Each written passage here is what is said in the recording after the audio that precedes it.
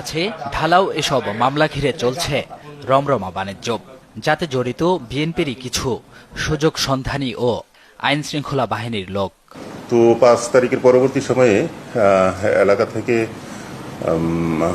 জনৈক দেলোয়ার হোসেন আমার ফ্যাক্টরিতে যায় এবং আমার অ্যাডমিন এবং এক ডিরেক্টরের সাথে এভাবে কথা বলে এবং ফোনও দেয় যে বিএনপির মহানগরের সভাপতি মোহাম্মদ শওকত হোসেন সরকারের রেফারেন্সে যে তাদেরকে জোটের ব্যবসা, ওয়েস্টেজের ব্যবসা তাদেরকে করার জন্য, আর না দিলে বিভিন্ন ধরনের হুমকি দামকি দিয়ে আসে।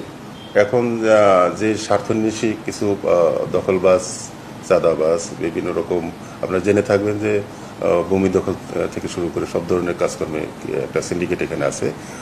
তো আমি সবসময় সেখানে প্রতিবাদ করার চেষ্টা করতাম, এখনও চেষ্টা করি। সেই হিসাবে একটা ষড়যন্ত্র তো থাকেই।